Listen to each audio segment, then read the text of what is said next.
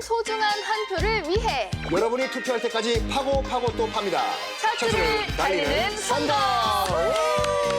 안녕하세요.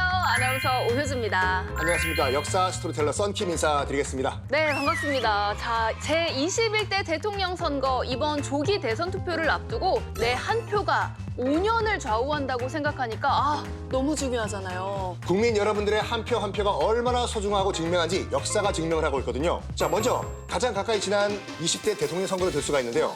대통령 선거 역대 최소 득표율 격차였습니다. 단 0.73%포인트, 약 24만 표 차이로 승패가 갈렸습니다. 그래서 오늘 준비한 차트, 바로 국민들의 투표로 나라를 좌우했던 민심이 부른 나비 효과입니다. 민심이 부른 나비 효과, 필리핀의 10대 대통령 페르디난드 마르코스입니다. 페르디난드 마르코스는 1965년 필리핀 대통령 선거에서 51.94%의 득표율로 당선됐는데요. 집권 초기 개혁을 추진했는데요. 국민들의 큰 신임을 얻어서 재선까지 성공합니다. 근데 이후에 본격적으로 마르코스의 독재가 시작돼요. They have proclaimed martial law in accordance with the powers vested in the President by the Constitution of the Philippines. 1972년이었습니다. 계엄령을 선포합니다. 국제 엠네스티에 따르면 계엄 기간 동안 약 7만 명이 투옥이 되었고 고문을 당했던 사람은 3만 4천 명, 그리고 목숨을 잃은 사람은 3천 명 이상으로 알려져 있습니다. They applied flat iron to the soles of my feet. I cried in pain, of course. The other one was tied both hands and feet and thrown in the swimming pool. 자, 그에 반해서 마르코스의 가족들은 너무나도 호화로운 생활을 즐긴 걸로 유명한데요. 마르코스의 부인인 이멜다, 이 돈으로 뭐 했냐? 엄청난 사치를 즐겼습니다. 3천 켤레 구두부터 포장도 뜯지 않은 명품들 집에 쌓여 있었다라는 이야기는 정말 유명하죠. 아니, 근데 진짜 뭐 할 거예요? 삼천켤레 다 신을 수나 있는 거야? 마르코스의 독재 정치에 분노가 들끓었던 국민들은 모두 거리에 나와가지고 대규모 시위를 시작을 하는데요. 이것이 바로 1986년 그 유명한 필리핀의 시민혁명 피플 파워입니다. 자, 결국 시민들의 거센 저항에 21년간의 독재 정체를 끝내고 하와이로 망명했습니다. 민심이 부른 나비 효과 1위, 바로 브라질로 날아가 보겠습니다. 2022년 브라질 대통령 선거에는 브라질 국민에게 익숙한 두 사람이 맞붙었습니다. 전직 대통령이었던 루이스 이나시오 룰라 디 시우바, 그리고 바로 자이르 보우소나루. 룰라는 가난한 농부의 아들로 태어나서 금속 노동자에서 노조 지도자를 거쳐 대통령까지 오른 인물이고요. E uma fábrica chegar a presidência da República 2002, exatamente o contrário. 룰라가 펼친 대표적인 정책이 바로 보우사 파밀리아, 가족의 바구니란 뜻이죠.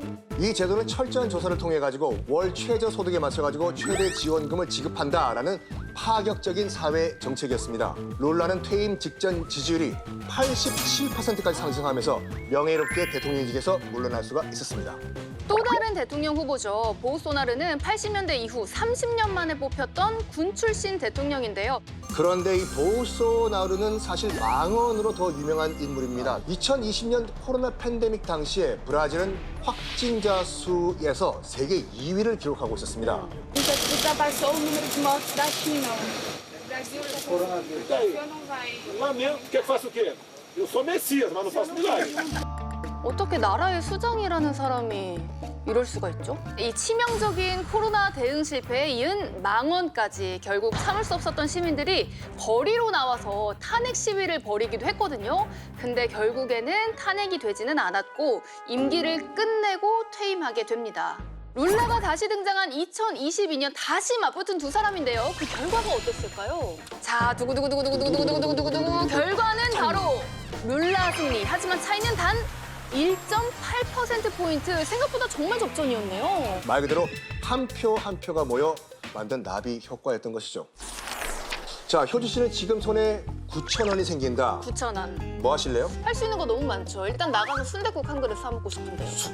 순댓국을 네. 좋아하세요? 이슬만 드시는 게 아니라? 아유, 이슬이랑 같이 순댓국. 끝나고 가시죠. 네.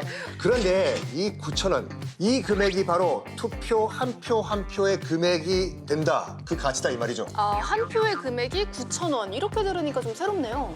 이번 선거에 들어가는 정부 예산이 3,957억 원이라고 합니다. 이 금액을 이번 21대 대통령 선거 유권자 수인 4,435만 3,691명으로 나눠보면요. 8,921원, 약 9,000원이라는 금액이 나오게 되는데 제가 좀 산수를 잘해요.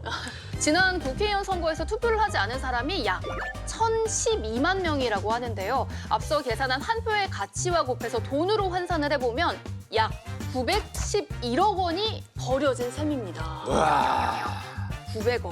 투명한 선거 절차 공개와 공정한 선거를 위해서 새롭게 도입된 방법이 있다고요? 어떤 게 있습니까? 제가 사전 투표를 했던 투표지들이 어떻게 보관되나 좀 궁금했거든요. 네. 관내 사전 투표함과 우편 투표함은 CCTV와 보안 장치가 설치돼 있는 곳에서 철저한 보안 아래서 안전하게 보관되는데 이 보관 상황을 열람도 할 수가 있습니다. 그리고 사람의 손으로 직접 확인하는 수검표 방법도 있었죠. 기존에는 투표지 분류기에서 확인한 후에 심사 개수기로 넘어가는 방식이었는데 그 사이에 손으로 한 번 더 확인하는 수검표 방식이 추가된 겁니다. 자, 여기에 올해 최초로 도입되는 것들도 있습니다. 첫 번째로 투표 개표 절차를 직접 현장에서 확인하는 공정선거 참관단입니다. 외부 학회를 통해 각계각층의 인사들로 선발을 하고요. 그 과정을 보고서로 공개를 한다고 해요. 자, 두 번째를 소개해드릴게요. 바로 사전 투표자 수 공개입니다. 이번 대선에는 사전 투표소별로 매 시각마다 사전 투표자 숫자를 관내와 관외로 나눠서 중앙선거관리위원회 홈페이지 등을 통해서 공개합니다. 선거일은 6월 3일 오후 8시까지. 8시까지. 이거는 핑계 될 수가 없어요. 무조건 해야 돼요. 핑계는 김건모 씨만 있는 거죠. 잊지 말고 꼭 투표장에 오셔가지고 소중한 한 표의 권리를 행사하시기 바랍니다. 앞으로 5년은 바로 우리 손에 달려있다는 거 잊지 마세요. 여러분 투표장에서 만나요.